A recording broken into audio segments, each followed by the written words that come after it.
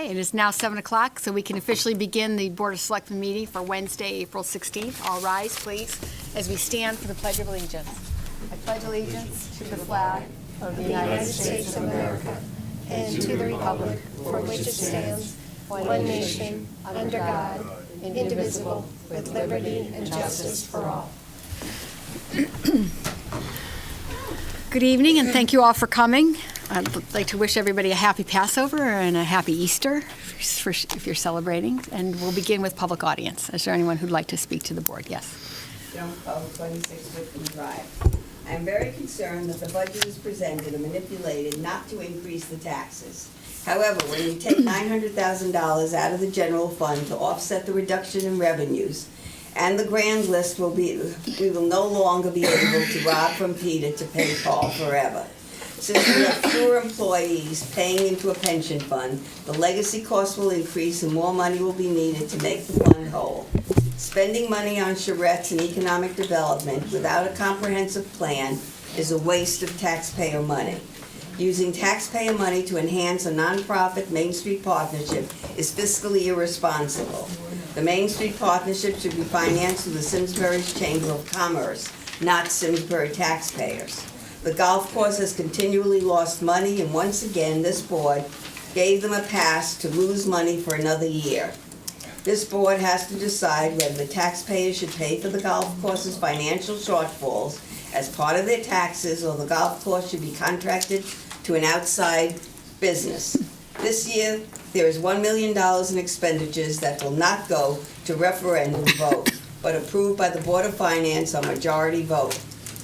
Many of these expenditures are maintenance items that should be included in the operating budgets of the Board of Selectmen and the Board of Education. Many of these capital projects that are bonded are also maintenance items and should be placed in the operating budgets. I cannot support these budgets. This is voodoo economics.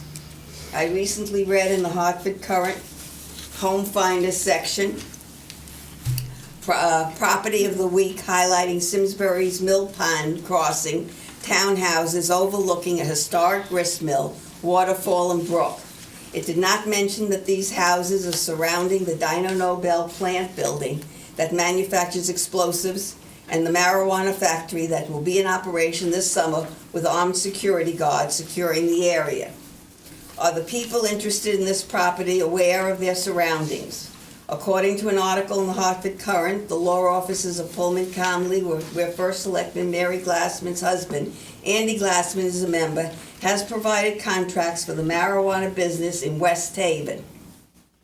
Since the federal government classifies marijuana as a Schedule I narcotic and is illegal, and attorneys are required to uphold not only the laws of the state, but also the federal government, why is this law office and others writing contracts for an illegal business under federal law?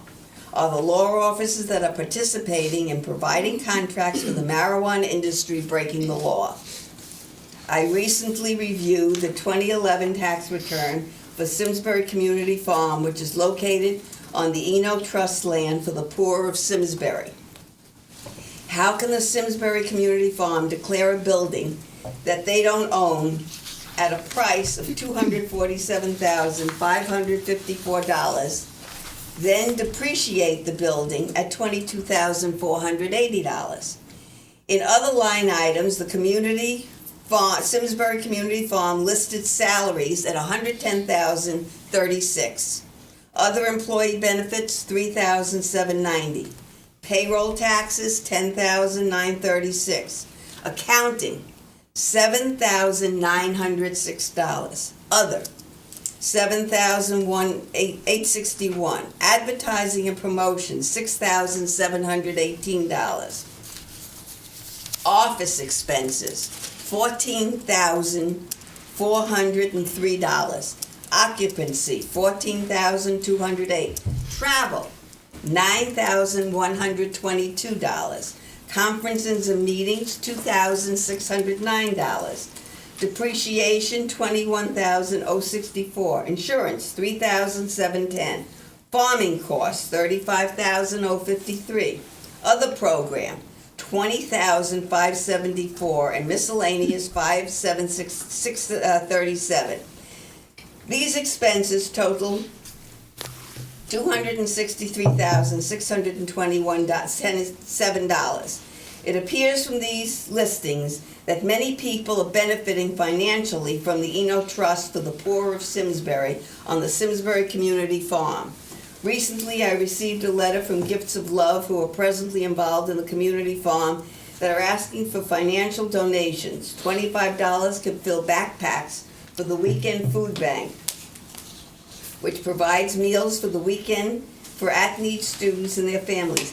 $50 can significantly contribute to the purchase of food for Community Farm of Simsbury's educational animals, including the cows, sheep, and rabbits. $100 can purchase 561 pounds of food that Food Share to alleviate food insecurity from our neighbors and community members throughout the greater Hartford area. What about Simsbury? It appears that more money is going to feed the animals than filling the backpacks with food. Why are they purchasing food with $100 donations when the community farm should be supplying the food? Why are they supplying the greater Hartford area when the community farm is for the poor of Simsbury? Has anyone on this board provided any oversight on the allocation of resources from this farm?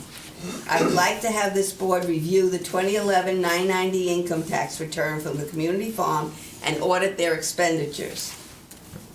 The taxpayers should be aware that the state has allocated over $3 billion for both magnet and charter schools and is paying $11,000 per pupil for students to enroll in charter schools.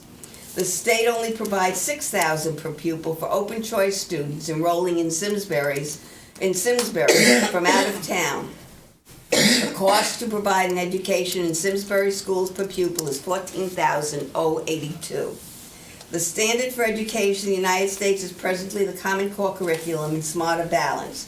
All the governors have brought into this misguided effort to implement a one-size-fits-all curriculum for all students. Since education has many dynamics and children are not robots, a strict adherence to a policy with unrealistic goals is not working for the teachers or the students. Recently in a forum on PBS TV, they discussed the pros and cons of this experiment in teaching. They stated that, and I quote, "Once the source of a bipartisan support, the standards now face criticism from the left and right," end quote. Many states have been disenchanted with this approach to education and have repealed the Common Core Curriculum National Education Standards. Should the Connecticut schools do the same?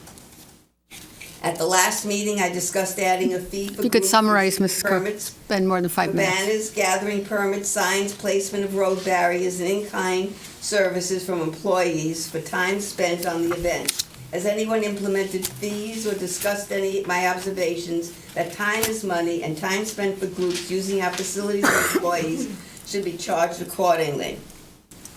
It appears that the Big Y organization has submitted their plans to the building department. Big Y has not finalized the deal with Wagner. It appears that we are in a catch-22.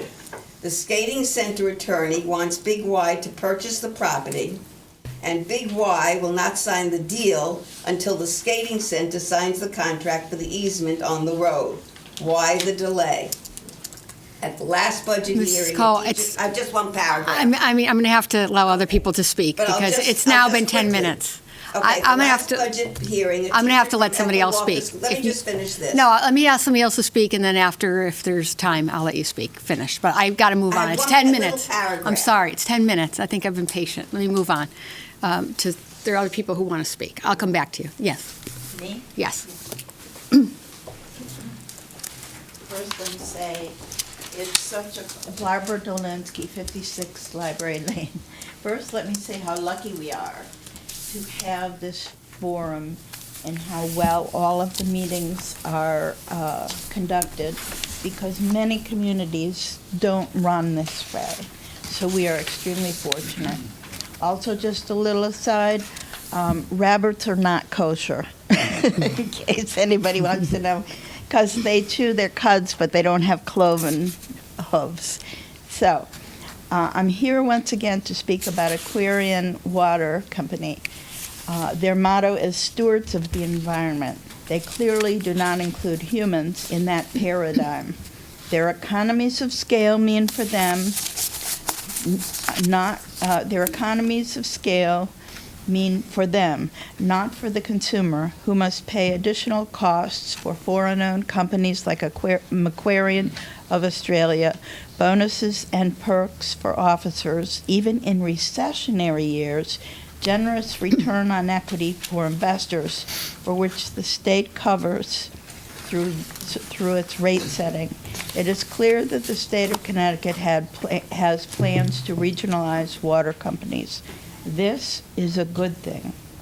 But I question using Aquarian to accomplish this, as they aggressively pursue acquisitions and seek out more profits while increasing infrastructure liabilities. As a designated public service utility, nothing in Aquarian's behavior reflects an understanding of either public or service. Aquarian's goals clearly are to expand aggressively, neutralize competition, and make lots of money. The state encourages Aquarian to pursue its acquisition strategy without regard for future consequences. There will be nothing to prevent Aquarian from shunting water here to outside areas if it can profit from it. The MDC uses this very tactic. Most recently, Aquarian has taken the stance of requesting restraining orders to avoid disclosure of pertinent information to the public. Aquarian feels this is proprietary, even though they are supposed to serve the public and are by statute a public service utility. I say go pound sand. I have asked the OCC to consider curtailing Aquarian's recent pattern of requesting and obtaining restraining orders, as the public has a right to know what they are doing because the public pays the bills. I have also asked for information on recent large windfalls related to tax restructuring. We should know how much money they get back as we paid for it and what the money is going to be used for. The tax rebate should not be used for more acquisitions or bonuses, as we are still in recessionary times, and Aquarian is overextended with regard to infrastructure liabilities incurred by aggressive acquisitions during the last 6 years. I will continue to lobby. Aquarian's customer assistance rep, Jeff Farrell, provided stats for the last 4 years to me regarded to customer assistance and terminations of service. Of the 1,400 slots allotted to Connecticut and Massachusetts for $50 vouchers, only half have been dispensed. Per Jeff, Aquarian is concerned that an undeserving client might actually receive a $50 voucher.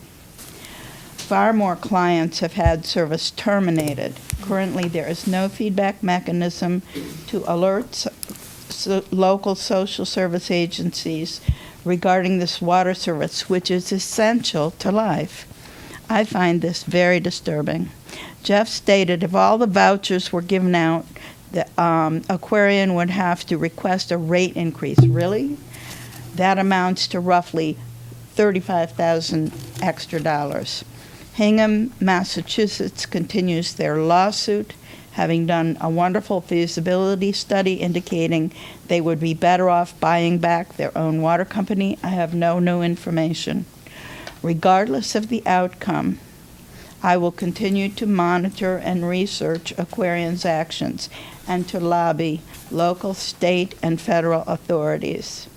I'm not afraid of failing, but I am afraid of doing nothing. Thank you very much. Thank you, Mrs. Zelinski. Anyone else who'd like to address the board? Yes, sir. Thank you. Simsbury.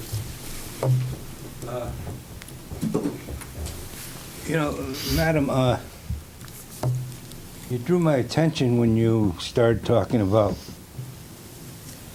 kosher law and such, and I paid a little more attention, I suppose. But let me say this to you, and I'm surprised nobody on this Board of Selectmen has addressed it to you. Are you aware that the chairman of the PUC and the newly appointed commission is a Mr. Arthur House, who lives over in Weetog, who's a Democrat, who has worked for Abe Ribicoff as a senator, Abe Ribicoff as governor, Abe Ribicoff as a congressman, My and grandmother also, knew it. and all, let me, If I could have you direct the comments to me, Mr. Kelly. Kelishman? And Thank you. also, that he ran for the Democratic seat in the 8th District. Now, there's where you should be going, because they can't do anything. They're lobbying just like you're lobbying. May I respond? No, I think this is an opportunity for Mr. Kelishman I'm to just say, more or less speak. passing Thank you. along as information that it's going to do you more good to get a sign and walk down to Mr. House's house and go back and forth than it is coming here every evening. Now, getting back to that, what I came for was I attended the finance meeting, and in my quest to try to cover all the bases, I was late. And I was a little excited when I came here and I saw a sign in the door that the meeting had been canceled and the new meeting is upstairs, which I went upstairs and I attended. The purpose I wanted to address the Finance Board was due to the changes made to the Board of Finance meeting, they ran, and it was brought up on more than one occasion to the Finance Board, was the fact that they ran with that this board has what they call public audience. The Board of Finance does not have public audience. And it was brought to the attention of Mr. Paul Hinault, who at that time was the chairman, and he always said, as long as I'm chairman of this commission, there'll be no public financing. Well, we took care of that. He's no longer chairman of the commission. He didn't get reelected. The seat's been filled by a Democrat. And that's what that cost everybody. And getting back to it, what I want to do is address this board and ask the board via the first selectwoman if they would request and ask the Board of Finance to start adding to their agenda public audience, because it was interested, people voted for it, and the proof of the pudding was they put out the fellow that was blocking it for years and brought in new blood. So that ought to give them some type of a message. And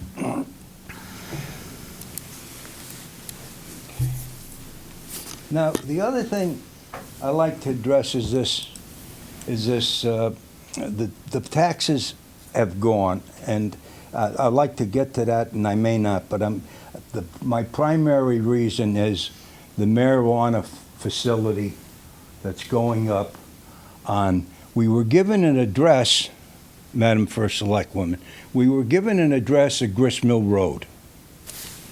I've gone over there and I've yet to see where this location sets on Gristmill Road. I go through the condominiums, I come to an end, there's a left and it says public property. And when I look up there, I don't see Gristmill Road. Now, I noticed the last time when I attempted to go up there Sunday was the road had been changed, or the sign had been rejuvenated and put up. It's now a new sign. It's not Gristmill Road anymore. It's Wick Road or whatever. When I inquired about it, I was told by Public Works that being public property, that the town has no control over what that street or road is named, that is controlled by the people that own the property, Ensign, Bickford, whatever. Okay? That's number one. When they said that to me, the next thing that came to mind was, here we have a marijuana factory going up in Simsbury. And are you aware, selectmen and first selectmen, that police can't go on the private property without permission? Are you aware of that? They can't give a ticket on private property? And you're an attorney, so you ought to be able to really go into depth at it. But I'm familiar with it. A policeman can't go on private property. He can't go on. There's two big signs up there, private property.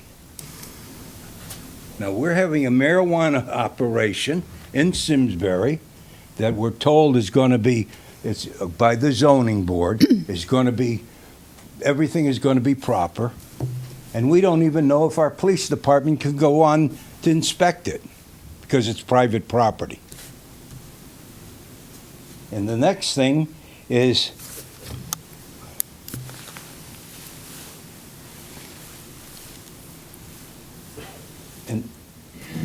and now the other things that I could go to is addressing this Eno farm here.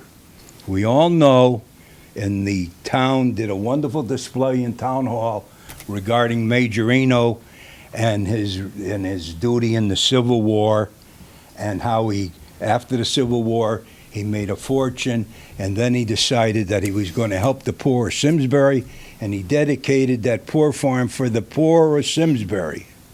There seems to be a little confusion here, and Miss Linda Kelly from the Hartford Foundation, who's chairman, she seems to be, rightly so, digging down and writing checks to the farm. That farm is for the people, for the poor people of Simsbury. When are you going to get it? Understand that's what the law, that's what he said in his will. Does somebody have to go to a lawyer and ask him, let's take this thing to court once and for all and forget about the Attorney General? Which I feel everything regarding Eno that's come out of there has been political. It goes back to when I was contacting Senator Blumenthal or Attorney General Blumenthal. He would write me and tell me things that the town would never profess to. And that's what I'm afraid is going to happen over there. Is that town that's given to the poor, and it's not going to go. If you could And the summarize, other Mr. thing- Kalishman, thank you. And the other thing that, in the same vein, today is April.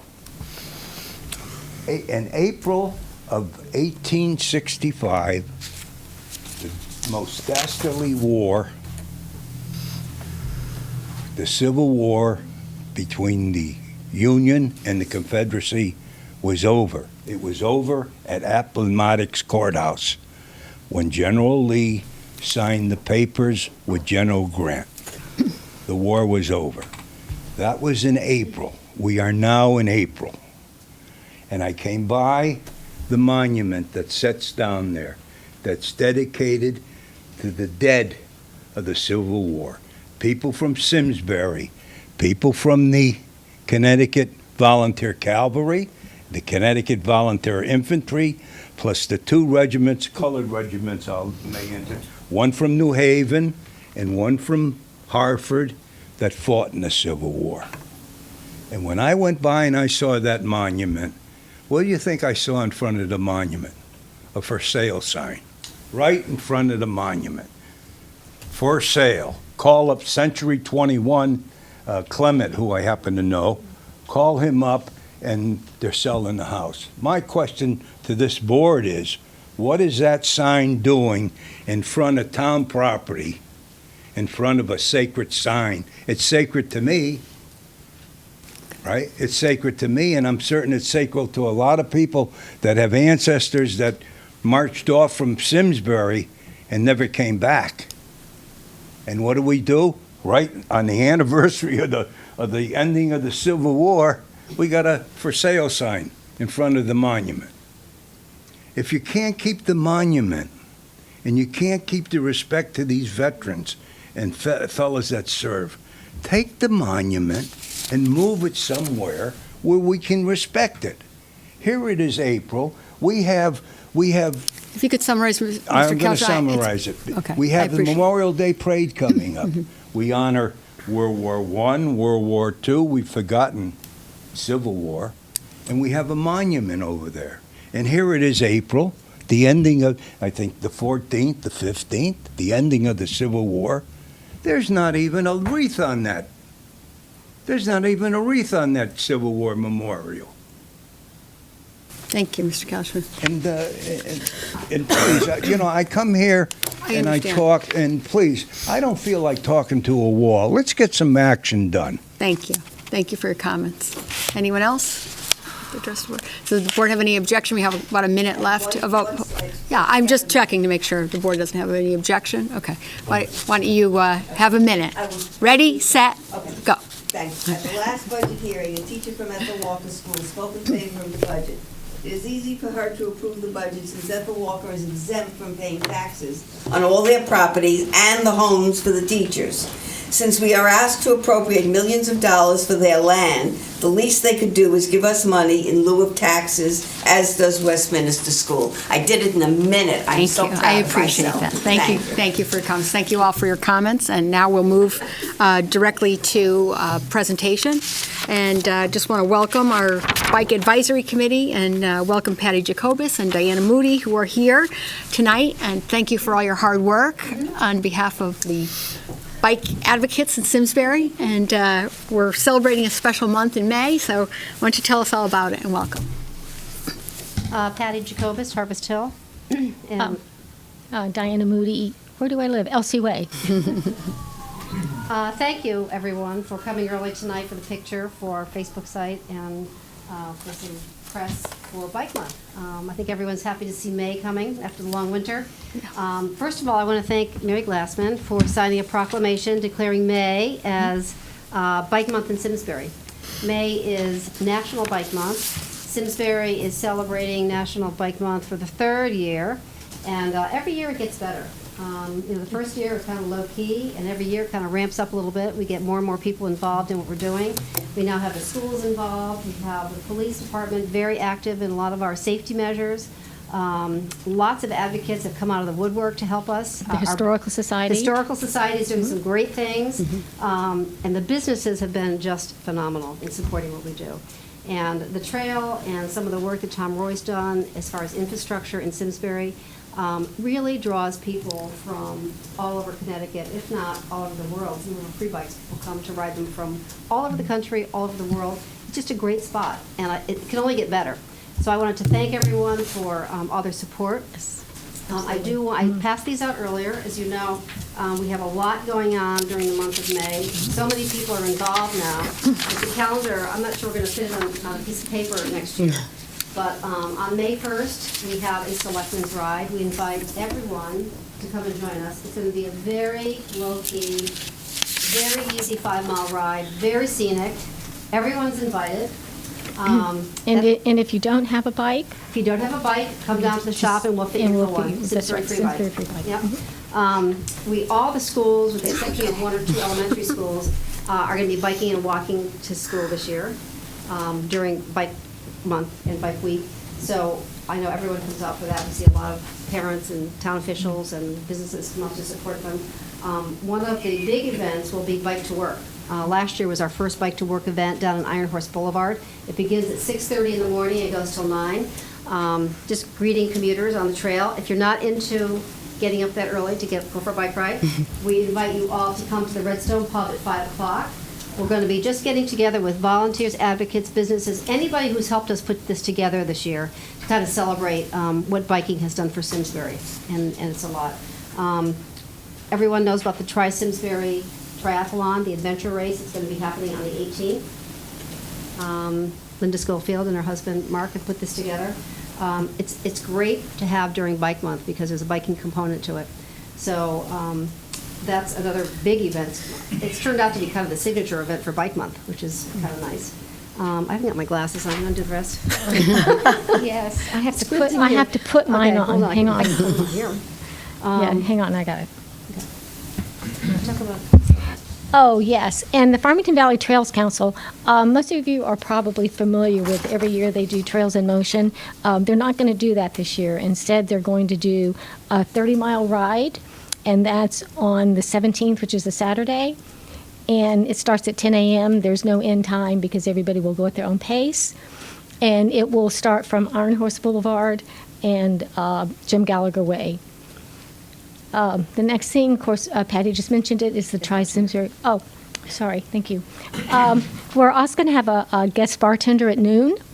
And we also have a guest bartender on Bike to Work Day on the 16th as well, which is going to be Larry, I believe. Yes. Yes, so our own Larry Lenonis from Simsbury Free Bike will be the guest bartender, and I think it's from 12 to 3, I can't remember. Okay.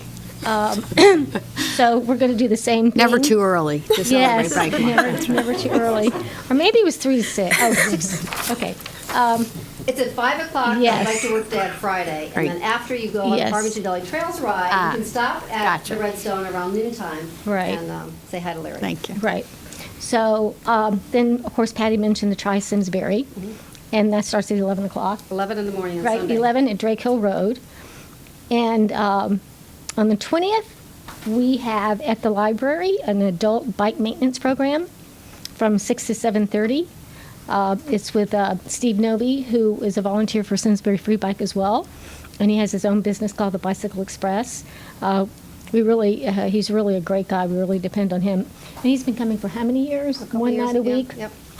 to help us with Simsbury Free Bike. So it's really quite a commitment on his part. Memorial Day, there's a Memorial Day parade for the veterans. So, and then on the 31st, there's a bike to the library with your children, and that's an all-day event. And you can go to Simsbury Free Bike and check out all of the events. Great. Our bikes are out early. It's not May 1st yet. That's our official kickoff date, but the weather's been so lovely that we delivered all the bikes to all the locations, so we would hope that you check us out. We had 1,600 people ride bikes last year. Wow, that's terrific. That's Started with one bike. 150 the first year to 1,600 Great. in the third year, and we're starting our fourth season. So we've actually been recognized by the DOT and Connecticut Transit because they're trying to put a bike share together for the busway. And they realized after Larry's subtle comments, it's hard to do it without a great infrastructure. Simsbury's is a lot better than where that busway is going, so we're very fortunate. Thanks, everybody. So again, thank you for your support. Thanks, Patty. Yes. Thanks, Thank Diana. you. Simsbury couldn't have better advocates. Thank you. Congratulations. Okay, we'll see everybody out on their bikes on May 1st. We'll move now to First Selectmen's Report. Just a couple of quick updates. Just want to announce a great program that the Friends of Simsbury Library are holding. They will have their annual author luncheon featuring best-selling author Andre Dubois on Wednesday, May 7th. The author, Andre is the author of several novels, including The House of Sand and Fog, which many people may recognize, which he was a finalist for the National Book Award, The Garden of Last Days, and others, plus Townie, his memoir. He has written a new book called Dirty Love, and he'll be talking about that book. I haven't read it, so I can't tell you what it's about. He has been awarded a Guggenheim Fellowship, the National Magazine Award for Fiction, 2 Pushcart Prizes, and is a 2012 recipient of an American Academy of Arts and Letters Award in Literature. The lunch and talk will be held at Hot Meadow Country Club, and the cost is $28 a person. After lunch, the author will be signing books, which will be available for purchase. You need to reserve a seat, so if you're interested, please call the Simsbury Library at 860-658-7663, or you can get a form on the library website at www.simsburylibrary.info, and the deadline to RSVP is the end of April. It's a great event. I've gone in the past, and the Simsbury Friends do a great job, and if you haven't attended, you're in for a treat. We also want to congratulate a Simsbury resident, Bridget Cazzetta, who is competing right now this week in the annual Irish Dance World Championships in April in London right now. In 2012, if you recall, Simsbury's own Sarah Hendershot went to the Olympics, and now here we are, just a couple of years later, and we're sending high school senior Bridget Cazzetta to the annual Irish Dance World Championships in London. It's basically the Olympics of Irish dancing. The competition includes the best from around the world. They each compete for the world title. In the United States, the top 10% of championship-level dancers from each region, such as New England or Mid-Atlantic region, are chosen to compete. And Bridget, who's 18, is competing. Oh, you okay? Bridget, who's competing tomorrow, and we want to send her all those good wishes from the town of Simsbury as she competes tomorrow. This year at the New England Irish Dance Championships, Bridget was ranked 11th, and there were 12 world qualifiers. Tomorrow she competes in the ladies age 17 to 18 category, and there'll be about 150 entrants competing. No matter what happens tomorrow, we are very proud of Bridget's success, and we send her good wishes, and we look forward to celebrating with her when she returns from London. So please send good wishes to Bridget. We'll move now to our action items. Our first item is approving tax refunds. These have been reviewed and are recommended by our tax collector. The amount is $1,901.61. The list of refunds are listed for the public's and the Board of Selectmen's review, and I'd ask for a motion to approve the refunds. I'll move that. Second. Any questions? All in favor? Aye. Thank you very much. Next item is we move to complete the budget process. We need to approve the language and set the date for the automatic referendum pursuant to the town charter for Tuesday, May 6th from 6 a.m. to 8 p.m. We have a list of resolutions that were approved by the Board of Finance last night. So the Board of Selectmen and the Board of Finance need to approve and send the items to referendum and authorize the town to take action. If we could first have I think what we'll do, You want to go in order? I think what we'll do first is to I'm trying to think of which way is the best to do this. We should probably approve, the Board of Finance last night did approve the Board of Selectmen budget. The amount of the budget was as reflected in the Board of Selectmen with the recommendation that the $40,000 be paid for the school resource officer by the Board of Ed. In between our last meeting and tonight, the Board of Ed did agree to fund that $40,000, so I want to thank the Board of Education publicly for working very closely with our police department and adding that school resource officer. We are fully funded and are up to complete capacity in the police department, and we thank the Board of Ed for sharing that fund. As a result of that, the Board of Ed, the Board of Finance last night did reduce the Board of Selectmen budget to reflect that differential. So the budget, as agreed to by the Board of Finance, will go to referendum at a 1.98% increase in the budget. So I just wanted to report that and see if the Board of Selectmen had any questions on it. So, Mayor, if I understand correctly, our budget that we approved was reduced by the Board of Finance by $40,000. Correct. The net change to the town's budget really wasn't changed because the Board of Ed picked up that $40,000, which they're going to pay. Actually, it was a reduction of $40,000 to the bottom line because the Board of Ed agreed to appropriate the funds from within their budget request. So they, in effect, didn't increase their budget by $40,000. They actually reallocated other funds. So that's a good question, Mike. Yes, through that cooperative arrangement, the taxpayers did save $40,000 because the Board of Selectmen was reduced and not increased on the Board of Ed. So, Thank you, Board of Ed. yes, very, very much. Tom, is there a preference as to the order that you'd like the board to move this? I believe that you could probably move forward safely with the order that is on the agenda. On the resolution? The resolutions, you can go right through, starting at the beginning. Okay. If you want. So why don't we first take a motion to approve the automatic referendum for Tuesday, May 6th, from 6 to 8 p.m. at Henry James Memorial Junior High School. I'll move that. Do we have a second? Second. All in favor? Aye. Thank you. So the referendum will be held on May 6th from 6 a.m. to 8 p.m. The next item would be to approve the resolutions on the approved capital projects. And I'm sorry to report. If I can recommend that you do a motion to waive the reading of each one at the beginning. Bless you. Are we allowed? In the past, we haven't. We have actually, we did waive the reading last year. And we did check to see if that was appropriate. And we do need to read the resolution. We need to read the headline of the resolution into the record. And We need to read the resolution into the record of the topic, waive the reading of the full resolution, vote on that, and then vote on the resolution itself. That's exactly right. The only one I would read in its Is the entirety first. Is the first one. Exactly, that's what, Okay. so. So everything in caps at the top of each page is what Yes, gets but read. in this first page, everything should be read. Okay. So can we have a motion? I'll make the motion. Okay, now you have to read it. I'll second it. No, wait, first you have to read it. Oh, sorry. Resolved that the Board of Selectmen hereby approves the following projects which were not included in the town's capital improvement plan for the ensuing year, but the need to fund such projects is in the best interest of the town. Number 1, Simsbury Farms Golf Course design and construction of improvements. Number 2, design, acquisition, and installation of town-owned technology infrastructure to replace aging equipment. Number 3, alternative energy efficiency projects. Number 4, Squadron Line Elementary School main office and nursing office relocation and renovation to improve access control and security. Thank you, Mike. Is there a second?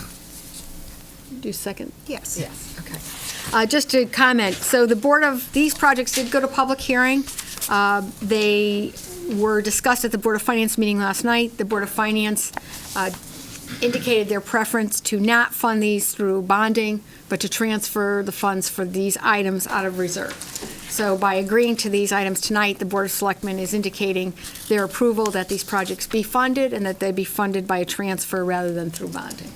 Any questions? No. All in favor? Aye. Thank you. Next, I need a motion to read the resolution and waive the reading of the waive the reading of the full resolution, but you still need to read the wording caps. on the caps. Right. I'll make that motion. Okay, what is the motion? The motion is to waive the reading of the full resolution, but continue Can you with the reading. Just read the title, Lisa? Do we need to waive the reading first? Waive the reading of that resolution. Okay. I know it's a little confusing, but I waive the reading of the resolution, Town of Simsbury resolution appropriating from the sewer use fund $65,000 for improvements to the SCADA controls and the pump upgrade at the Longview Drive pump station. thank you. Do we have a second to waive the reading? Second. All in I favor? have a question. There's a typo on this There is a page? typo. Yeah, did you catch it? Okay. We'll note for the minutes that pump is P-U-M-P. That should be the correct. That's the Dutch spelling. Right. All in favor of waiving the reading? Aye. Thank you. Is there a motion to approve the resolution? I will make the motion to approve the resolution that appropriating from the sewer use fund $65,000 for improvements to the SCADA controls and pump upgrade at the Longview Drive pump station. Thank you. Is there a Second. second? All in favor? Aye. The motion carries. So I get this. We got to do it twice. Yes, we have to Okay. do it twice. We next need a resolution to waive the reading. I'll make that resolution to waive the reading of the resolution appropriating from sewer use funds $156,000 for sewer main extensions in the area of Buttonwood Drive, Longwood Drive, Musket Trails, Flintlock Ridge, Hawks Lane, and other areas. Thank you. And that's, just for the record, is Musket Trail, Trail, that's what I not thought. Trails, and Longview Drive. Longview. Yes. I'll second that. Thank you. All in favor of waiving the reading? Aye. Any opposed? Do we have a motion to approve the resolution? I'll make that motion to approve the resolution appropriating from sewer use funds $156,000 for sewer main extensions in the areas of Buttonwood Drive, Longview Drive, Musket Trail, Flintlock Ridge, Hawks Lane, and other areas. Do we have a second? Second. All in favor? Aye. Thank you. Next item to waive the reading. Okay. I move that we waive the reading of resolution appropriating from the sewer use fund $260,000 for installation of an inline grinder and screening unit at the wastewater treatment facility. I'll second that. All in favor of waiving the reading, say aye. Aye. Any opposed? Do we have a motion? The motion passes. Do we have a motion to approve the resolution? I make a motion to approve the resolution appropriating from the sewer use fund $260,000 for installation of an inline grinder and screening unit at the wastewater treatment facility. I second that. Just for the record, the sewer use fund is funded completely out of funds from the sewer users, so it's not paid for by the taxpayers at large. All in favor of approving that resolution, say aye. Aye. Aye. Any opposed? Motion carries. Do we have a resolution waiving the reading for the open space acquisition? I'll make a motion waiving the resolution appropriating $1,150,000 for the acquisition for open space of approximately 42 acres at the Walker Parcel C, and authorizing bonds and notes in the same amount to finance said appropriation. I'll second that. All in favor of waiving the reading? Say aye. Aye. Aye. Any opposed? Motion carries. Do we have a motion to approve the resolution? I'll make a motion to approve the resolution appropriating $1,150,000 for the acquisition for open space of approximately 42 acres at the Walker Parcel C, and authorizing bonds and notes in the same amount to finance said appropriation. I'll second that. All in favor? Aye. Any opposed? The motion carries. Do we have a motion to waive the resolution on the general fund reserves? I will make a motion to waive the resolution appropriating from general fund reserves $212,000 for the Terrifill connection, improvements to the Farmington River Trail and River Loop multi-use trails. Do we have a second to waive the reading? I'll second that. All in favor to waive the reading? Aye. Thank you. Do we have a motion to approve? I'll make a motion to approve the resolution appropriating from general fund reserves $212,000 for the Terrifill connection, improvements to the Farmington River Trail and River Loop multi-use trails. Thank you. Do we have a second? Second. All in favor of approving the resolution, say aye. Aye. Any opposed? The motion carries. Do we have a resolution of waiving the reading for the design and construction to Simsbury Farms Golf Course? I move the resolution appropriating from the general funds $125,000 for design and construction of improvements to the Simsbury Farms Golf Course. Do we have a second to waive? Did I You forgot the waive part. If you could friendly amendment to waive the reading. Yes, I will accept that friendly amendment. Okay. Thank you. Do you second? Second. We have a motion to waive the reading. All in favor? Aye. Thank you. Do we have a motion to approve? I make a motion that we approve, thank you. I make a motion that we approve the resolution appropriating from the general fund reserves $125,000 for the design and construction of improvements to the Simsbury Farms Golf Course. Thank you. Do we have a second? Second. All in favor? Aye. Aye. Any opposed? The motion carries. Do we have a motion to waive the reading for bridge improvements? I make a motion to waive the reading of the resolution appropriating from general fund reserves $115,000 for design and construction of various bridge improvements. Thank you. Do we have a Second. second? All in favor of waiving the reading, say aye. Aye. Any opposed? Motion carries. Do you have a resolution approving the resolution? I make a motion approving the resolution appropriating from general fund reserves $115,000 for design and construction of various bridge improvements. Thank you. Do we have a second? Second. All in favor? Aye. Any opposed? The motion carries. I'll make a motion to waive the reading of the resolution appropriating $2,500,000 for repaving, repair, and rehabilitation of the town roadways pursuant to the town's pavement management program, and authorizing bonds and notes in the same amount to finance said appropriations. Thank you. Do we have a second? Second. All in favor of waiving the reading? Aye. Aye. Any opposed? Motion carries. Do you have a motion to approve? I'll make a motion to approve the resolution appropriating $2,500,000 for repaving, repair, and rehabilitation of the town's roadways pursuant to the town's pavement management program, and authorizing bonds and notes in the same amount to finance said appropriations. Thank you. Do we have a second? Second. All in favor? Aye. Any opposed? The motion carries. Next item is for technology infrastructure. My goodness. We have a motion to approve the to waive the reading.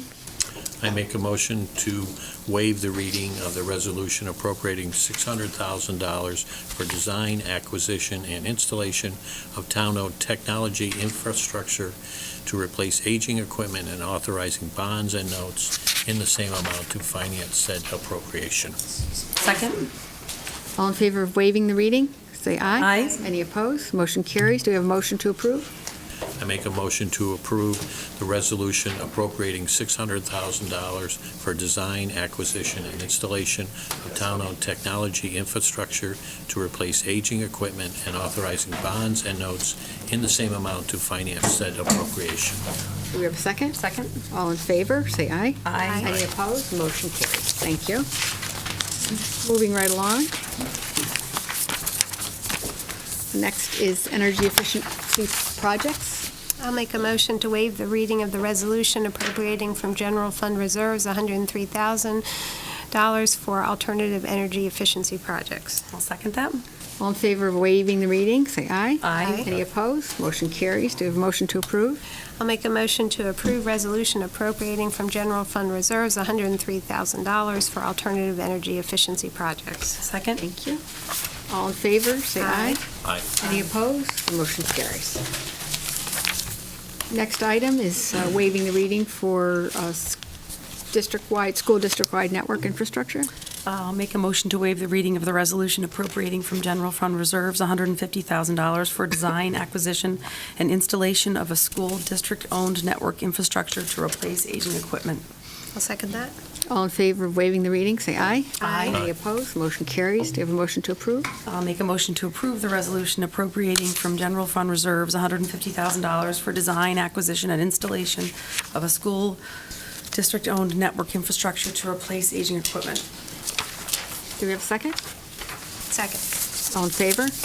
Aye. Any opposed? Motion carries. Next item is to waive the reading for security improvements. I make a motion to waive the reading of resolution appropriating $775,000 for relocating and renovating the main office to improve access control and security for the main office of Henry James Memorial School and authorizing bonds and notes in the same amount to finance said appropriation. Thank you. Second. All in favor of waiving the reading, say aye. Aye. Any Aye. opposed? Motion carries. Do we have a motion to approve the resolution? No. No? I make a motion to approve the resolution appropriating $775,000 for relocating and renovating the main office to improve access control and security for the main office of Henry James Memorial School and authorizing bonds and notes in the same amount to finance said appropriation. Thank you. I'll second that. All in favor? Aye. Any opposed? Motion carries. Thank you. Next item is, do we have a motion to waive the reading for drainage and irrigation systems? I'll make a motion to waive the reading of the resolution appropriating from general fund reserves $250,000 for renovations and costs in connection with the reconstruction of the athletic fields and tracks, including resurfacing, regrading, installation of drainage and irrigation system. Thank you. Second that. We have a second to waive the reading of the resolution. All in favor? Aye. Any opposed? Motion carries. Do we have a motion to approve? I'll make a motion to approve the resolution appropriating from general fund reserves $250,000 for renovations and costs in connection with the reconstruction of the athletic fields and tracks, including resurfacing, regrading, installation of drainage and irrigation systems. Thank you. Second. Thank you. All in favor of the motion, say aye. Aye. Any opposed? Motion carries. Do we have a resolution waiving the reading for the Squadron Line projects? I will make a resolution to waive the reading, I will make a motion to waive the reading of the resolution appropriating $1,050,000 for the relocation and renovation of the main office and adjacent nursing office to improve access, control, and security at the Squadron Line Elementary School, and authorize bonds and notes in the same amount to finance said appropriation. Thank you. Do we have a second? Second. All in favor of waiving the reading, say aye. Aye. Any opposed? Motion carries. Do you have a motion to approve? I will make a motion to approve the resolution appropriating $1,050,000 for the relocation and renovation of the main office and adjacent nursing office to improve access control and security at the Squadron Line Elementary School, and authorize bonds and notes in the same amount to finance said appropriation. Thank you. Do we have a second? Second. Thank you. All in favor of the motion, say aye. Aye. Any opposed? Motion carries. I believe that concludes the language to authorize the projects. Thank you to the entire Board of Selectmen for all their hard work. in getting the budgets before the public, for the public hearing. Thanks to the Board of Finance for moving these items at their meetings last night, and certainly to the Board of Ed for their cooperation with the Board of Selectmen.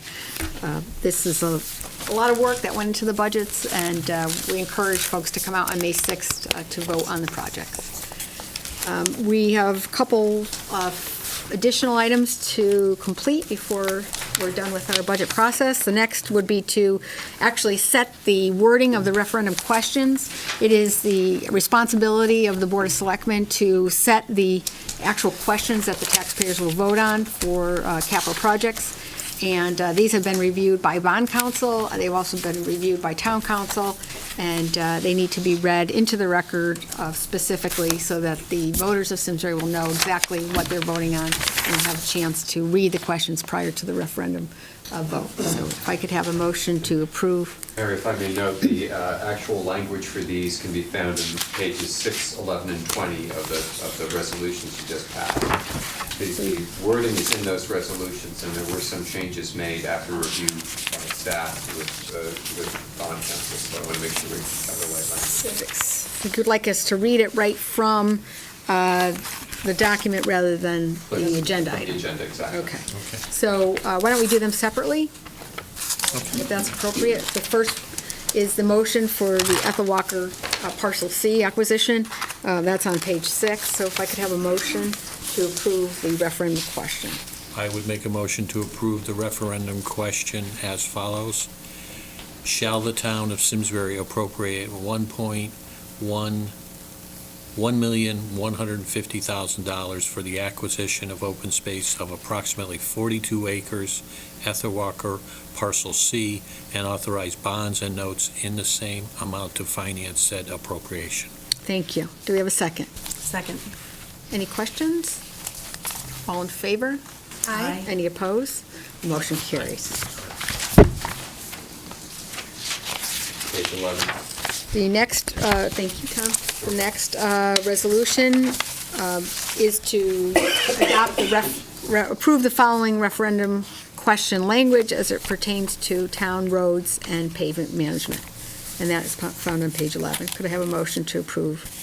I'll make the motion to approve the language, shall the town of Simsbury appropriate $2,500,000 for repaving, repair, and rehabilitation of the town's roadways pursuant to the town's pavement management program, and authorize bonds and notes in the same amount to finance said appropriation. Thank you. Do I have a second? Second. Thank you. Any questions on this item? All in favor? Say aye. Any opposed? The motion carries. The final resolution, there'll be 3 questions for capital projects on the ballot. Very last And page. the very last question is on the very last page. So can I get a motion to approve the referendum question? I'll make a motion to approve the referendum question. Shall the town of Simsbury appropriate $1,050,000 for the relocation and renovation of the main office and adjacent nursing office to improve access control and security at the Squadron Line Elementary School, and authorize bonds and notes in the same amount to finance said appropriation? Thank you. Do we have a second? Second. Thank you. Any questions on this project recommended by the Board of Education? Seeing none, all in favor? Aye. Any opposed? The motion carries. Thank you all very much. The final piece of approval is to now make sure that we inform our residents that there is a referendum and what the referendum what the referendum vote is on and for. In order to do that, we prepared a flyer jointly with the Board of Education, which will be sent out to all residents. Included in that is the Board of Selectmen budget, the Board of Education budget, the capital projects, the date of the referendum.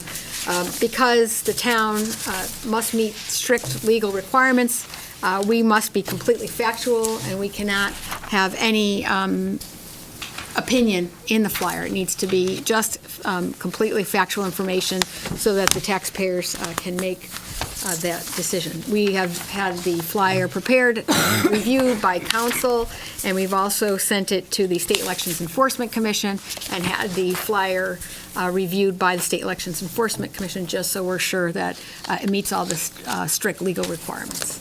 There were some changes to the flyer that that have happened since you received the draft in your packets and since it was made public, and that is that the Board of Finance did reduce the Board of Selectmen budget last night per our direction that the Board of Education would be contributing to the school resource officer. So, and the Board of Selectmen must approve the budget flyer before it can be sent out. So I'd ask that you change the budget flyer to reflect the Board of Selectmen budget, which is now a 1.98% increase instead of a 2.2% increase, so we would make that change, and that the budget request would be $18,711,363. That's incorrect. That's incorrect. Yes, that, we had on the original flyer a 2.2% increase at 1871,363 with the reduction of 40,000. That should bring us down. Help me out. 1.98. 1.98. No, but the number, the I actual changed dollar that to amount. 18,711,000, Yes, Yes, that's correct. That's correct. which is not on the, which is incorrect on the flyer. The flyer number is $18,751,363. Right. So if you reduce that by 40,000, Right. it's 18,000. Okay, perfect. Yeah. That would also change the, A bunch of numbers would change if you. the Town of Simsbury General Fund budget block, and that number would be reflected, that's the only change again, the 1.98% difference, and the differential between the proposed fiscal year 15 budget and the differential would also change to reflect the 40,000. Right. The other change from the draft that was before you was in the budget proposals, there was a Town of Simsbury budget proposal which reflected the 2.2% increase. If you look in the box, that would also change to reflect a 1.98% increase, and the change would also be reflected in the pie chart as well.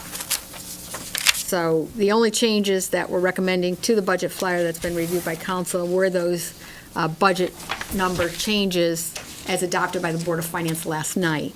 So those changes must be incorporated into the flyer by this board tonight. Any questions? So do you want us to indicate the four places in which those are to be? If I can ask that we do a more general, there is one other section, for example, which has the 5 and 10-year average for the Right. Board of Selectmen operating budget. Yeah. So if a motion to approve the current format of the flyer as amended to reflect the numbers as revised by the Board of Finance. Which was in the other handout. Yes. Right. So that's exactly right. Thank you, Tom. That will make sure that we catch all of the errors in the flyer, which aren't errors, but they're old information. So we want to make sure we reflect last night's Board of Finance numbers, which Right. which have been changed. Good question. Clarification. Yep. On the contact, have a question about the budget. Everyone has a phone number listed except the chairman of the Board of Finance. Was that intentional or an omission? Why don't we will try to indicate whether the chair would like a That's phone number. intentional. He does not want. He does not want. Thank you. I was going to be more polite and ask for clarification. You know, we could have put my name down. He's obviously not employed by the city, but his name, my number. We do have numbers. I think it would be appropriate to put the finance number down. I think there should be a number. Would you have any objection to that? No, Okay. no. So we will add the finance department number. We'll just add finance department and leave the public number, so the public will have a number in there. Thank you, Lisa. Any other changes, corrections? Is the board comfortable? We want to get this out, we will get this out tomorrow because we want to make sure that the public gets it in time to have the information prior to the May 6th referendum. So we'll get that out, post it also online so that our taxpayers will have that information as well. Well, it'll be out on SCTV It's too, all on SCTV. as we speak. Correct. All right, I will make a motion to approve the budget flyer with the changes as reflected by the Board of Finance actions last evening, as well as the additional change to add the Finance Department and Finance phone number. Thank you. I'll second that. Thank you. Any other questions? All in favor? Aye. Thank you. That completes our work on the budget. The only action left is a decision by the taxpayer. So we encourage folks to come out on May 6th. We'll move next to our item on the agenda. We have a request to approve a milkweed and nectar perennial planting project for Helen Way on town open space for the benefit of monarch butterflies. This item came forward from a request from a resident, Joan Miller, who's here this evening. So Joan, welcome, and thank you for being here. Joan has been working hard on identifying the decline in the monarch butterfly, and it's been documented that one of the reasons is because there's not enough milkweed available for butterflies to enjoy, and so we're seeing a decrease. We brought this item to the Open Space Committee. They did review it. They had a great discussion with Joan and some suggestions on which type of milkweed. Apparently there's a swamp milkweed and 25 varieties. Who knew? There were so many varieties. And it was a very a wonderful discussion. Joan is going to do all the work. She's recruiting volunteers. Me and a shovel. Right. Recruiting volunteers to help plant the milkweed, and got an enthusiastic endorsement from the Open Space Committee. The town will buy the material, so it's a very minimal cost, but we would be buying the milkweed and various other butterfly-loving plants, and then the volunteers will be planting, doing all the work with Joan. So I didn't know if anyone had any questions. I think it's a great project, and we thank Joan for bringing it forward. And I just had one question about the name. I wanted to change the name. Does it matter what it's called? Well, I don't know. Naming is I mean, kind of it's, touchy you in know, the in word case, select. No. in case it spreads from town to town, I'd like it to be consistent. What would you like it to be? Milkweed for monarchs, it's easier. Milkweed for monarchs. Okay. Milkweed from catchy. And I don't know, Joan, if you want to say a few things? You're welcome to come up to the mic and Preach, but It tips. I didn't bring my notes, but I forget how many millions of acres of milkweed has been lost since 1996 due to intensive farming, herbicides, severe weather. And this would just start replacing some of the milkweed that's been lost. And you may not know, the monarch butterfly is now on the World Wildlife Fund's top 10 species to watch list. So they're on that list now, which is not good. And their migratory land down in Mexico, what used to be 45 acres in Mexico is now down to 1.6 acres. That's all that shows up. So I'm tired of worrying about it and thinking about it, and this year I'm going to do something about it, and that's all. well, thank you, Joan, and congratulations to you for doing something. Ambulance ready at the end of the day. Don't say that. During our discussions, Joan thought that if Simsbury were to approve this, and we could challenge our neighbors in the Farmington Valley to also be aware that this initiative is going forward and to do something in their town. So we'd ask the Board of Selectmen to endorse the Milkweed for Monarchs program and to thank Joan Miller for her initiative. Can I have a Move motion? that. Thank you. Do we have a second? Second. All in favor? Aye. Any opposed? The motion carries. Thank you very much. And if anyone would like to help Joan plant the milkweed, please contact our office and we'll connect you. Next item is to approve the use of Town Hall parking lot on Saturday, May 10th from 9 to 3 for State Representative John Hampton's Johnny's Junk Jamboree. Sounds like fun. I have a motion. I'll make that to motion. approve. Do we have a second? I'll second it. Okay, any questions? All in favor? Aye. Thank you, and we'll look forward to folks coming out and helping us collect junk. The next item is to approve the renewal of agricultural license agreements for Dewey Farm to the Ryan Family Farm. We are looking to enter into a one-year contract for the east side of Terry's Plain Road and a 1 year with an automatic 3-year extension for land on west side of Terry's Plain Road, with the only caveat that if this town, as a town, is looking to determine the long-term need for the west side, we would communicate that to Mr. Ryan. But at this point, the land needs to be used for open space, and it is being farmed. I have a question about Yes. that, Mary. My understanding is a lot of the other land that we lease out or rent out to the farmers are all one-year contracts also. Yes. So I'm uncomfortable doing more than the 1 year with everything. Got no problem with Mr. Ryan or the family using it. I think that's a great use, and but I think we should be consistent, especially in light of trying to look at how everything fits down by the river and everything. So then we would need a motion to approve a 1-year contract for the east and west side of Terry's Plain Road. If you're comfortable with that, why don't you make that motion? Yeah, we could just have a motion first, if that's... Get the motion on the floor. Yeah. I would make the motion that we approve a 1-year lease for both the east side of Terry's Plains Road, the property on the east side of Terry Plains Road, and on the west side. Thank you. Is there a second? I'll second that. Okay. And I know that Mr. Ryan is here, so Mr. Ryan, you're welcome to comment, since you're the...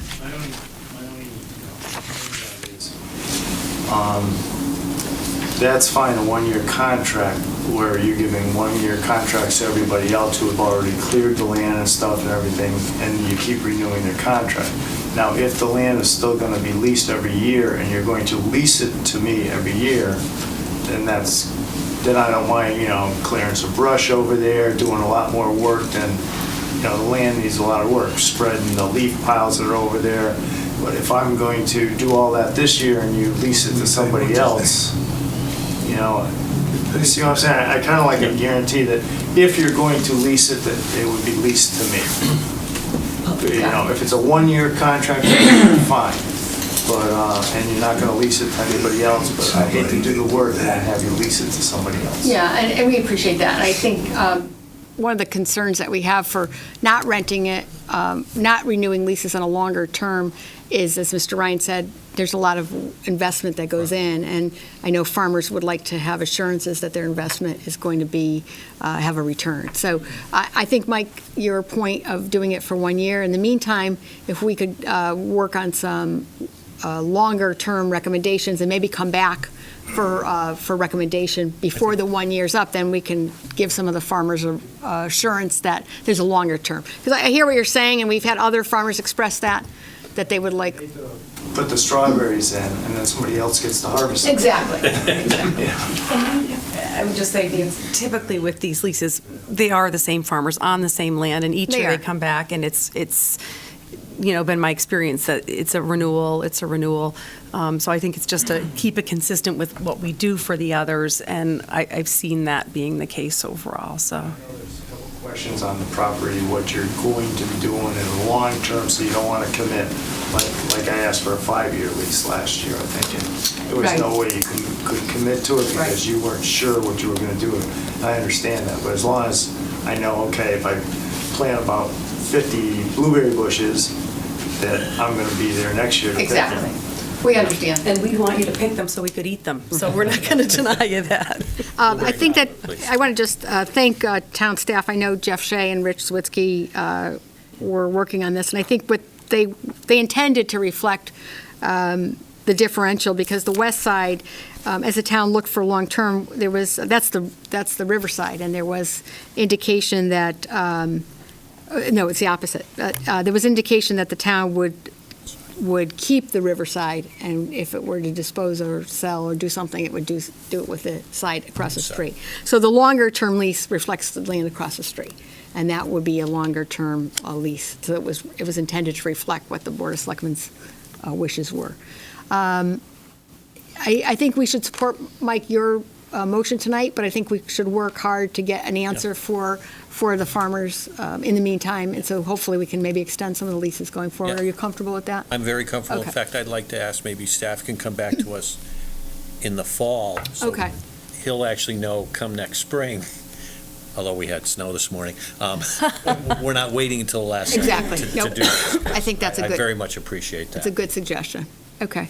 With that caveat, there's a motion on the table. There's a second. All in favor? Aye. Aye. Any opposed? Motion carries, and we'll have an update in a couple of months on the leases. So thank you. Thank you very much. Thank you.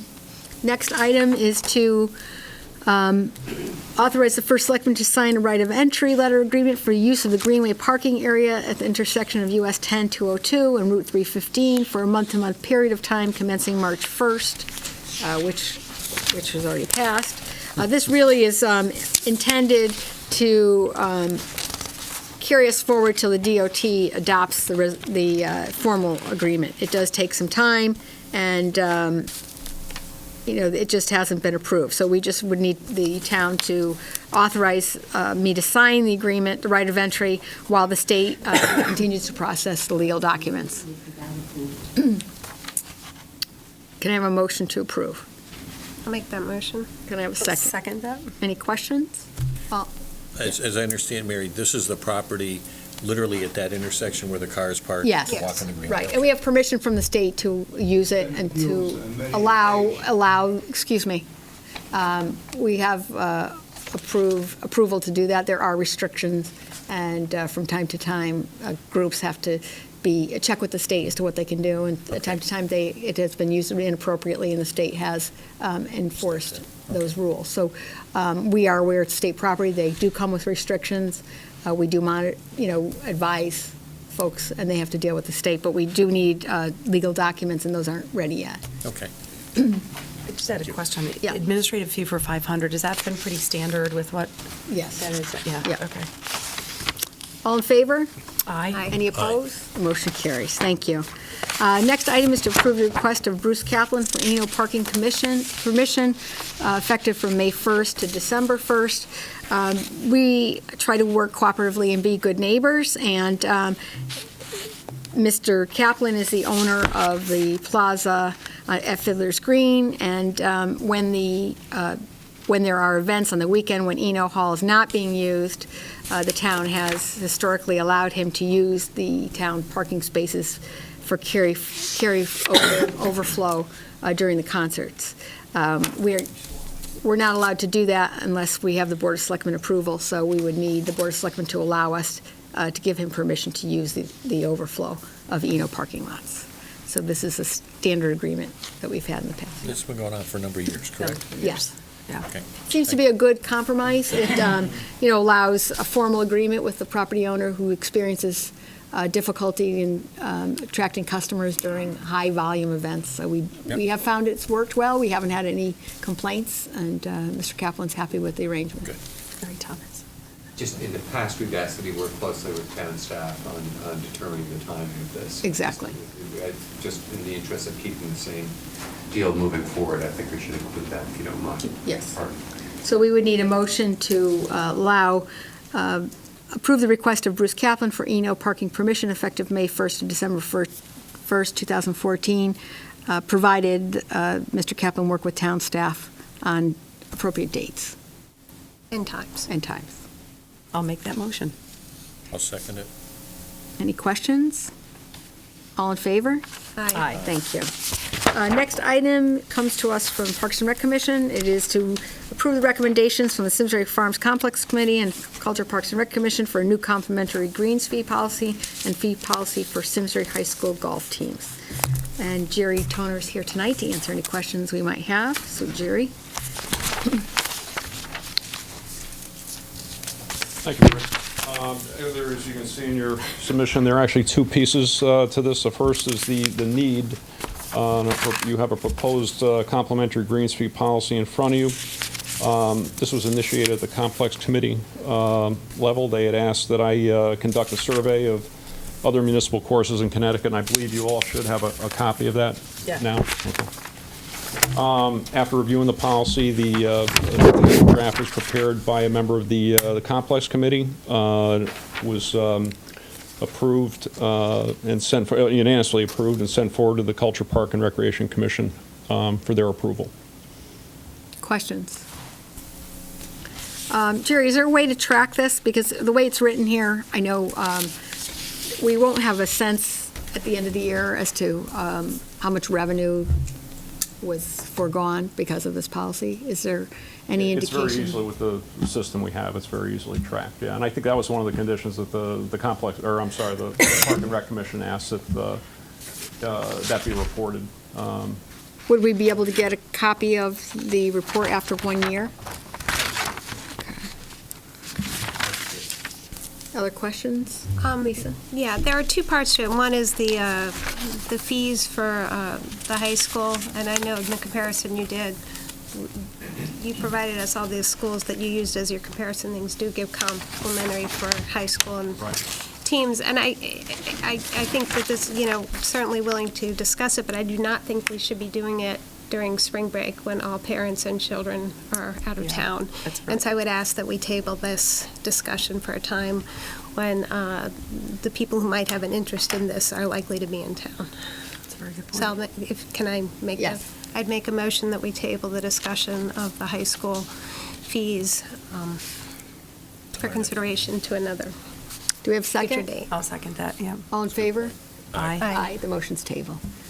Jerry, that gives you time to go back and clarify that? For the high school policy, yes, it does. And, And as you know, that doesn't take effect till 2015, so. so we have there time. is yeah. Great, But okay. just in terms of that, Jerry, I did speak with the athletic director, and they would have to find a way to cover those fees, and Right. any increase would have to go through the Board of Ed if they pass it on to the kids.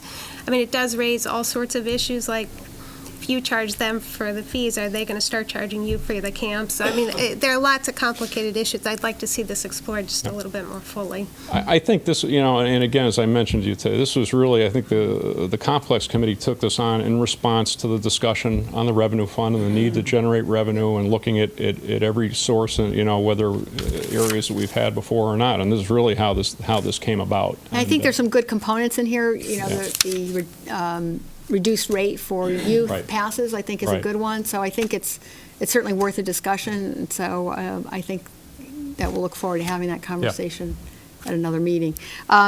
If you could clarify also the complimentary greens fee policy in terms of how it's going to be tracked and how it's tracked in other towns. We have, actually, our software system gives us the ability to designate, a line item, if you will, that will track it. And we can actually break it down, I think, internally between the different categories that are on there. So, obviously, you probably want to know, whether it's the visiting professionals and superintendents versus, staff and those.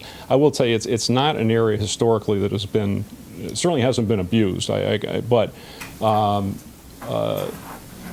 the same time, it's important to us to have it in writing. And in doing this survey, we found a lot of towns, very few had it in writing, and the ones that did said it was a good thing. And the ones that I talked to that didn't said, maybe it's something that we ought to consider. And those are all municipal courses you can see that are in that survey. So, no, I think it's easily done. I think it is. I think it's an important piece of the whole process here that is tracked and is reported.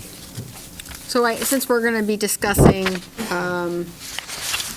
the other piece, I think it would be my preference to also discuss the fee policy, the green fee policy at the same time as well. The only thing I would say, Mary, we'd like to have it, the season is starting now, and we'd like to have it in place.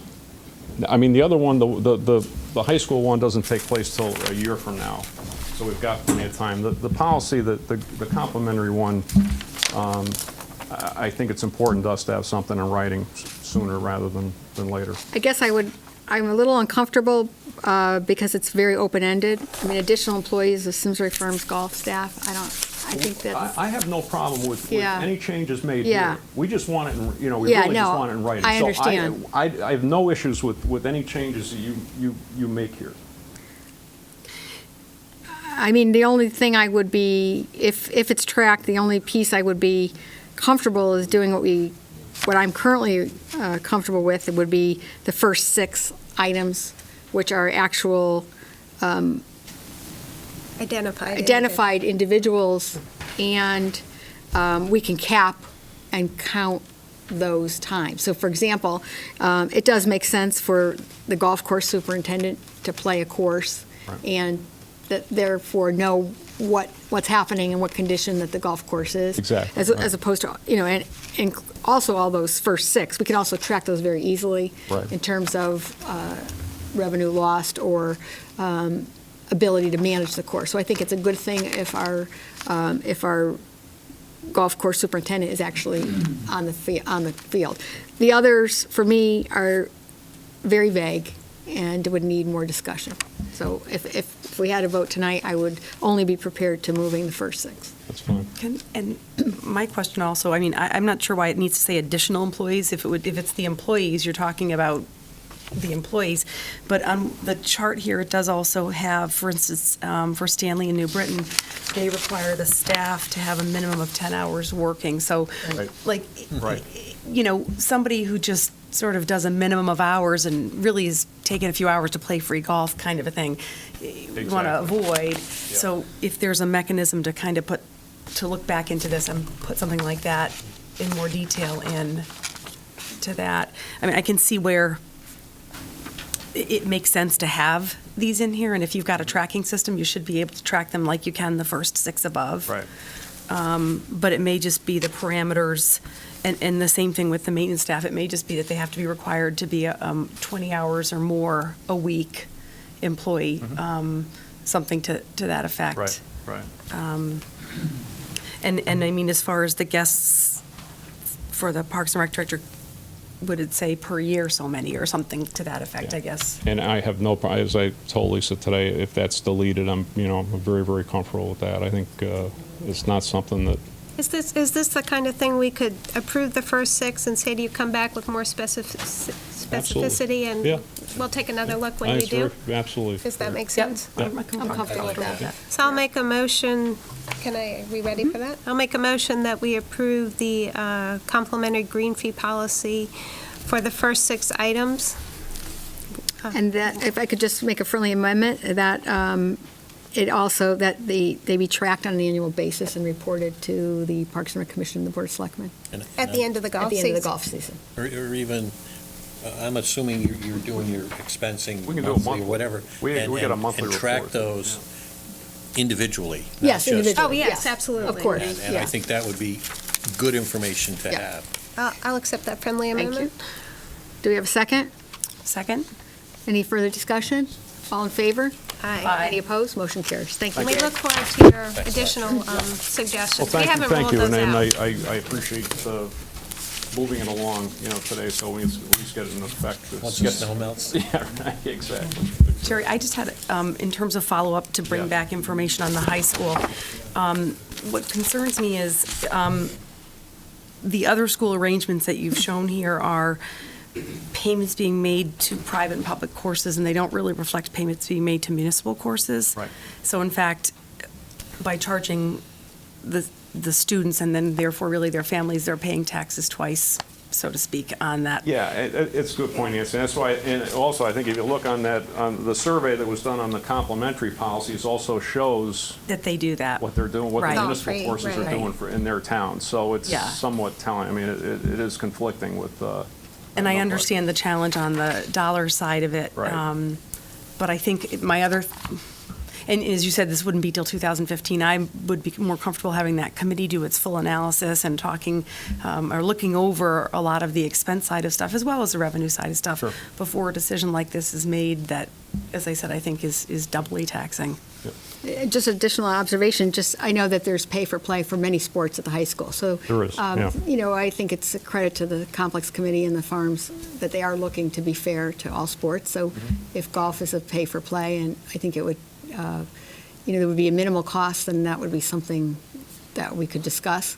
I think it could be offset by the reduced cost in the season pass, Right. which would, if there's a minimal cost to play, as there are with other sports, but they're getting a tremendous benefit by getting on the golf course more, and so they're getting a reduction in that Right. season pass, that may be a good compromise. So, I think with some more discussion and review, Absolutely. we can have a full And discussion. also notice, if we could get notice, I'm not sure the players were even aware that this was Right. coming before the board. So just the more we can get it out there and get more input is helpful. And Well, I all could students talk to have the Board of pay Ed, for too. play. And the though. Board of See Ed how as they're well. gonna handle it. Yeah.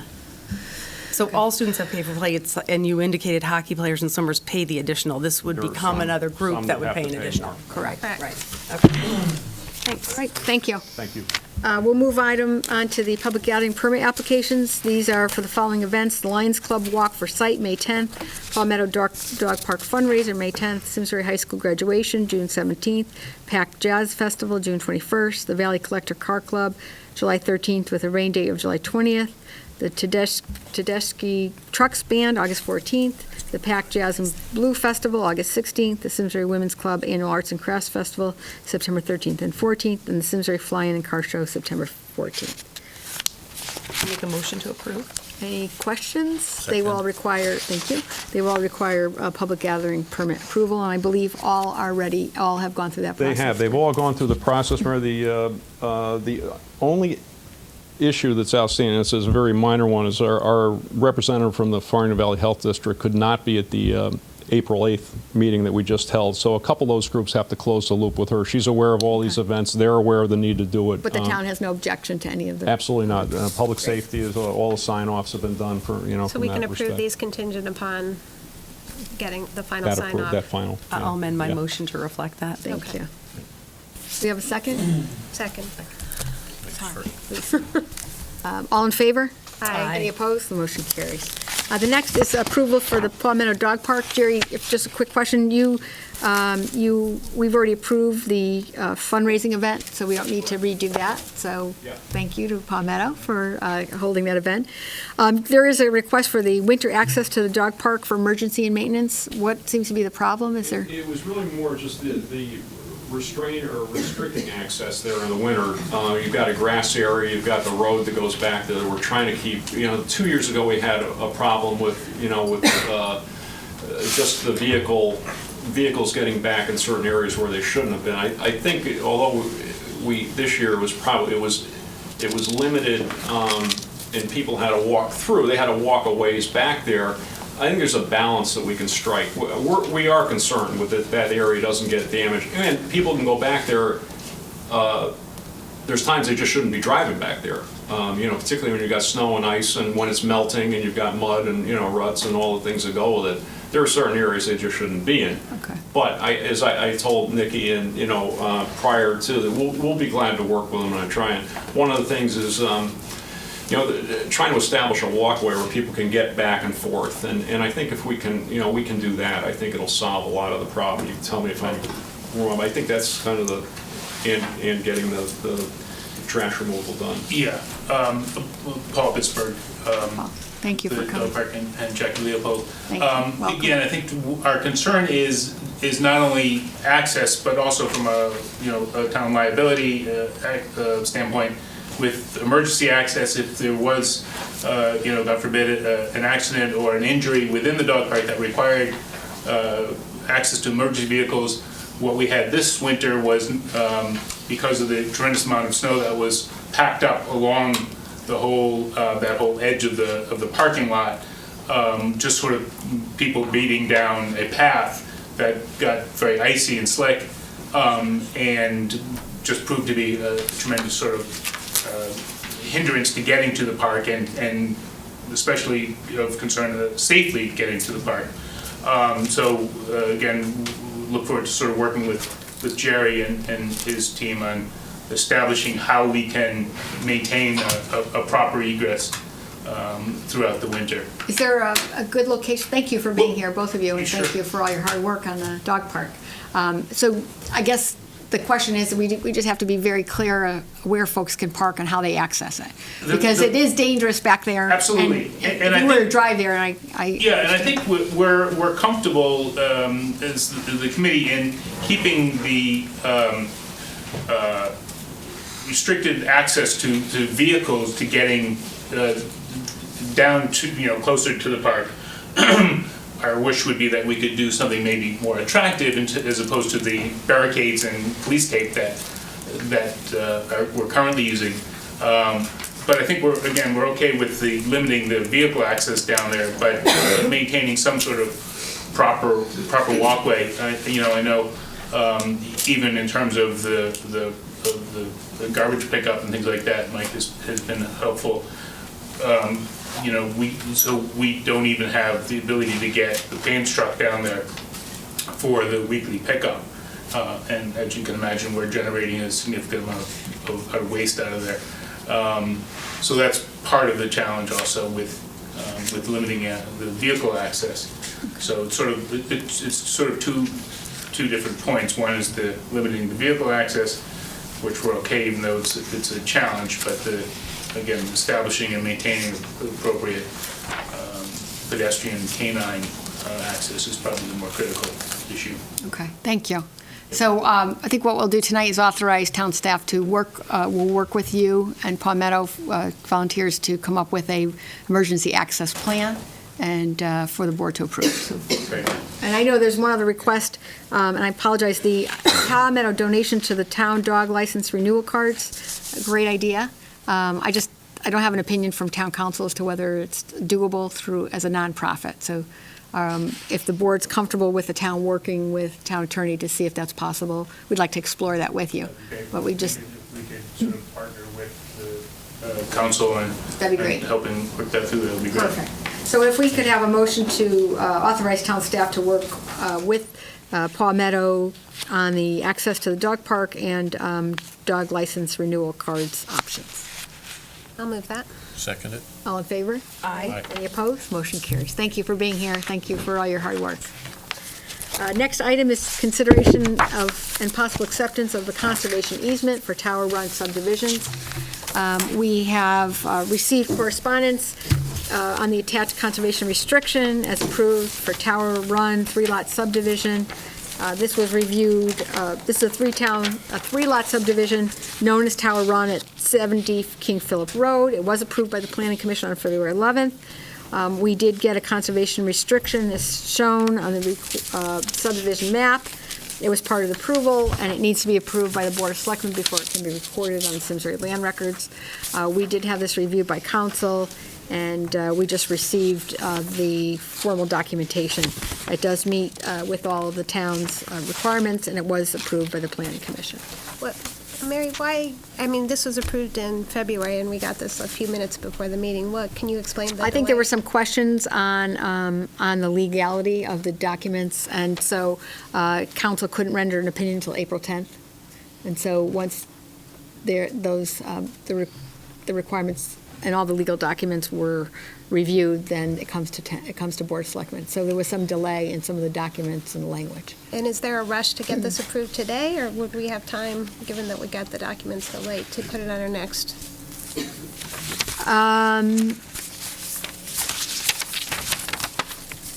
I'm inclined to approve this because this has already gone through the planning commission and town staff. Yeah, I mean, I'm not sure that there's it's within the right of the Board of Selectmen to take your time. We really don't have much choice, since the Planning Commission already made a condition of the approval. If we were to not accept it, we would be subject to litigation because it has gone through the land use process, and it does meet the town's requirements of the land use. So it's just a formality. So to the extent we can in the future, get these documents. Yes, I know, I understand. And if you would prefer to wait and have a chance to review it, certainly, there's no rush on the town's part. I mean, Well, can we walk comment. through it, please? Just get a summary then? Where's Jeff Shea?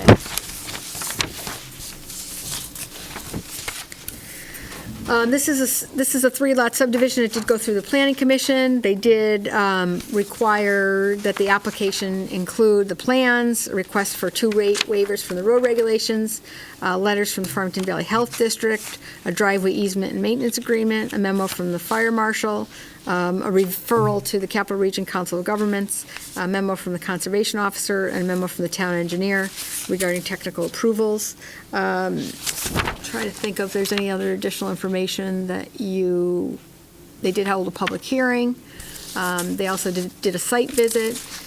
It was reviewed by council. It was reviewed. We did receive a complete set of plans.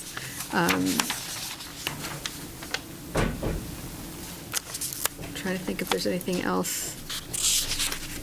In reading through the letter from Hiram, he covered, as he typically does, all of the details Yeah. the planning commission went through and the conditions, if you will, Yeah. of approval. And my understanding from having sat there, that you have to do all of the 1 through 7 things, and if you don't do one of them, then your approval is turned down. Yeah. And then having town attorney go through it, that is a second set of eyes to make sure that we dotted every I and crossed every T.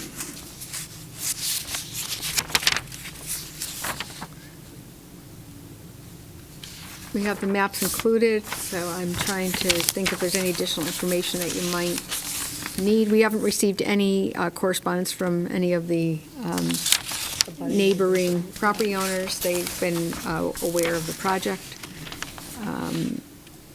They were given notice of the project. It's a conservation easement, so it's, town isn't required to maintain the property, so we don't have a maintenance issue there. In some cases, the town receives land as open space, and then that becomes an issue for us to maintain. But in this case, it's filed on the land records, which means there can't be any intrusion, any building into that area, but the town is not required to maintain it. So it's a fairly standard. And then also typically, Mary, once we give our approval, it actually then goes back to Hiram, who makes sure that everything we approved is exactly as the planning commission approved. Correct. Before the planning commissioner or chairman signs off. Signs off on it. Correct. Yeah. There's a list of restrictions that you're not allowed to do in the easement areas, and that's use of certain vehicles, or use of certain pesticides, change in natural habitat, dumping of trash, leaves, and restrictions on the vegetation and pesticides.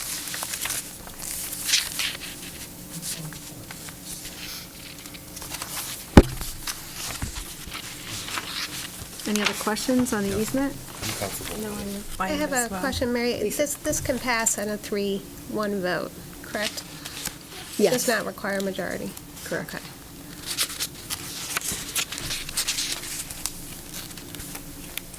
Is there a motion to move the conservation I would easement? move approval of the conservation easement from the planning commission dated April 14th, 2014. Thank you. I'll second that. Discussion. I'm probably going to abstain. I don't feel like I've had adequate time to read the document, and don't feel I can make a thoughtful decision at this point. Thank you. And I will communicate to staff that if there are items on the agenda that need approval, that they be received prior to the board having enough time to review it. So I certainly package. understand the concern. We did put this item on the agenda because we did anticipate that we would have the document earlier, but again, we did not receive the letter in time to forward earlier. That's not to that the I board. would object. after I understand. I just It's a good point. haven't Quite had well a chance taken. to read it, and there's no, Pass that back. Yes. It came via email to us, so Yes, it we did yeah. have time Yes. to review. But when it Lisa's came point via- is well Oh, it's a taken. good one, yeah. That we, from a staff perspective, we're very rigid on what we allow to get placed on the agenda in order to give the Board of Selectmen proper notice and time, and the public And the proper public. notice of time. Right. Yeah. And certainly appreciate that things don't move forward unless you've had that time. So we will again That's communicate that to staff. All in favor, say aye. Aye. Any opposed? Any One- abstentions? one abstention. Thank you. Motion carries. Next item is the appointment of Claudia Sirkowski as a regular member of the Recycling Committee, with our thanks. Any motion? I'll make that motion. Is there a second? I'll second it. All in favor? Aye. Thank you. Any opposed? The next item is appointment of Katerina Lagoon as a regular member of the Insurance Committee, with our thanks. Can I have a motion? I'll move make that. that motion. Oh. Okay, Go I'm ahead. making. Yes. It's Can up we to have a you. second? All in favor? Aye. Thank you. Next is to accept the resignation of Melissa Valentin as a regular member of the Clean Energy Task Force, with our thanks for her service. I'll make that motion. I'll second that. All in favor? Aye. Thank you. Any other business? We'll move to the minutes. Budget workshop minutes of March 24th. Can I have a motion to approve? I would move the minutes for the April 29th.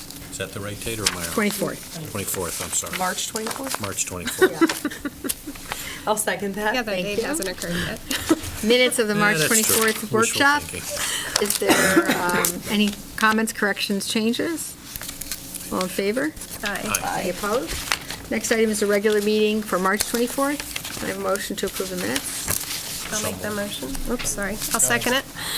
Mr. Payne moved it. I'll second. Ms. Hefner seconded. All in favor? Oh, I'm not sorry. Any clear. corrections, changes? All in favor? Aye. Aye. Thank you. Next item is the special meeting minutes for April 9th. Can I have a motion to approve? I'll make that motion. Do we have a second? All in favor?